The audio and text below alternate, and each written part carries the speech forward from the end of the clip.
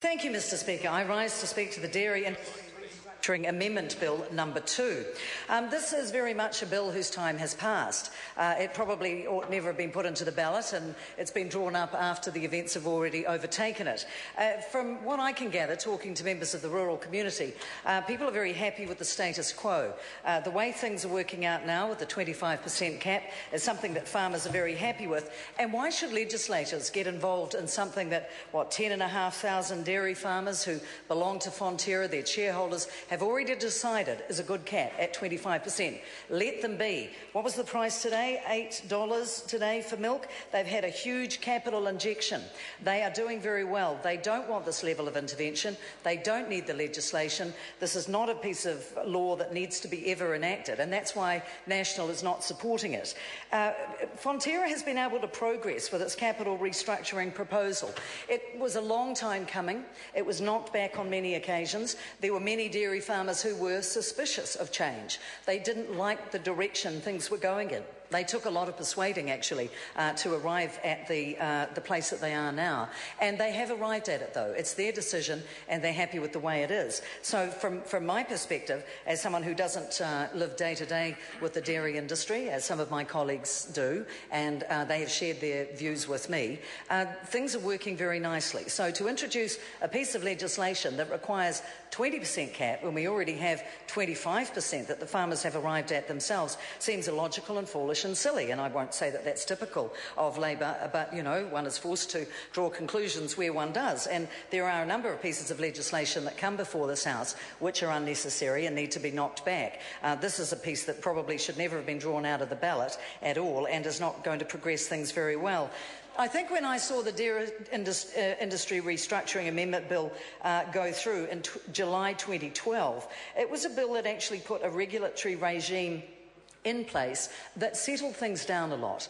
The dairy industry has been through a lot of restructuring. Fonterra, as New Zealand's largest company, has managed the change, I think, very well, and the level of consultation that has been done has been thorough, even some farmers would say exhaustive. There have been meetings all around the country to arrive at some of the developments that were enshrined in that piece of legislation, which was passed a year or so ago. Now, when I look at this as a person who lives in an urban environment, representing the North Shore as I do, where dairy farmers do not generally proliferate. They come to shop and to visit the lovely Devonport heritage areas and a bit of tourism.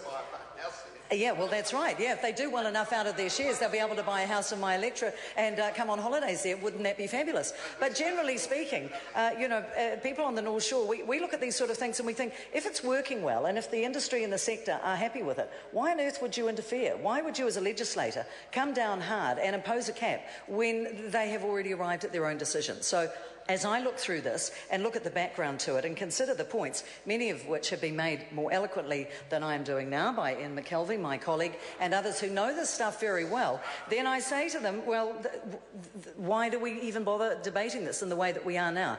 Damien, in good heart, has no doubt put this through into the ballot, but these things can be withdrawn without wasting Parliament's time, and frankly I would suggest that might be the best course of action for this, because it is a piece of legislation that is not needed by the people who it is purporting to represent here.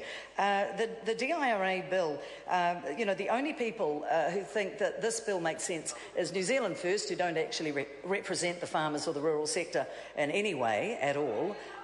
No, indeed you do not. So who amongst you are farmers, Mr Prosser? No, Wagistan? I don't think there's much farming going on in that particular planet. And Labor introducing legislation that's not needed. These are typical things, but they waste Parliament's time, they waste the dairy sector's time, and this is not a piece of legislation that we would ever dream of supporting. And so I sit down, not commending this bill to the House. Dr. Shan Yang. Mr. Speaker, thank you for the opportunity to take a call